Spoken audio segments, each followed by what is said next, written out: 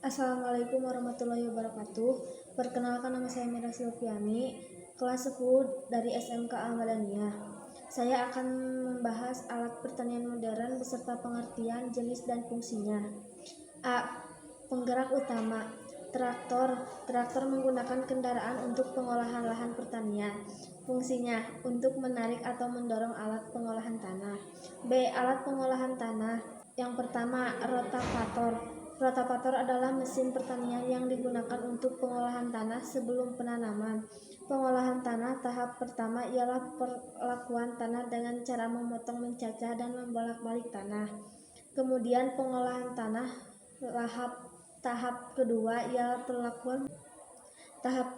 ialah perlakuan merapikan tanah, menghilangkan tanaman-tanaman pengganggu, dan memperbaiki tata air.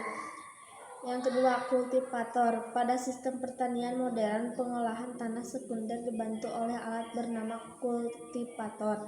Pengolahan tanah sekunder ialah kegiatan penghilangan gulma yang dilakukan dengan mengaduk dan menghancurkan gumpalan tanah atau aerasi. Yang ketiga, bajak singkal. Bajak singkal adalah alat pengolahan tanah yang berfungsi membolak-balik tanah.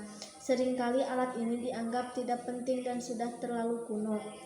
Pada tanaman budaya tertentu, membajakan tanah dianggap tidak memberikan keberuntungan. Keempat, garus sisir. Alat pertanian pengolahan tanah selanjutnya adalah garus sisir.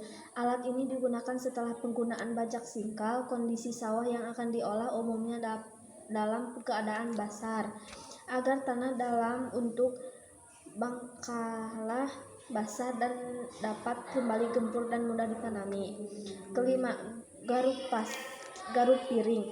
Garuk piring adalah alat pertanian canggih yang berfungsi mengolah tanah sebelum ditanami oleh tanaman pertanian.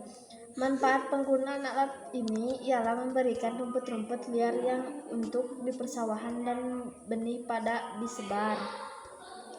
Kemudian menutupi yang telah disebar dengan tanah. 6. Bajak subsoil. Bajak subsoil biasanya digunakan untuk memecah bongkalan tanah yang keras. Alat ini dapat masuk ke dalam tanah 20 hingga 36 inci di arti persawahan. C. Alat tanah.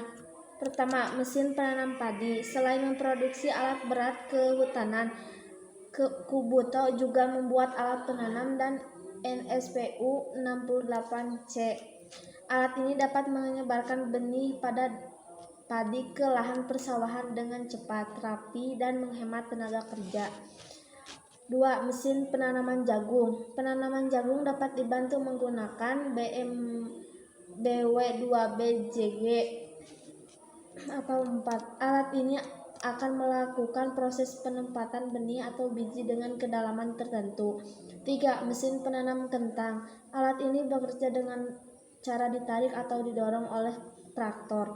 Alat ini dapat menjelajahi area sawah yang luas dan tentu memberikan kecepatan lebih baik dibanding tenaga manusia. D. Alat pemupukan dan pengendalian hama. Yang pertama, plastic mulcher. 2. Mesin penebar pupuk. 3. Alat semprot dan pengairan. Plastic mulcher. Yang kedua, mesin penebar pupuk, alat semprot dan pengairan. Irigasi atau pengairan. Yang pertama, mesin irigasi. Yang kedua, sprinkler. 3. Irigasi tetes. F. Masa panen dan pasca panen. Yang pertama, mesin pemanen kacang tanah. Yang kedua, mesin pemanen tebu. 3. Pemanen kentang. Keempat, pemanen wortel, pemetik kapas, chaser bean. Mesin pengupas kopi. Alat pertanian tradisional.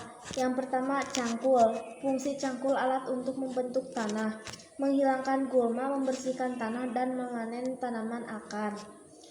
Yang kedua, garpu pacu atau garpu injak. Fungsi garpu ialah untuk menggali tanaman dengan struktur akar yang kokoh dan pasif. Yang ketiga, ani-ani atau ketam. Fungsi alat ini adalah alat yang memanen padi, 4.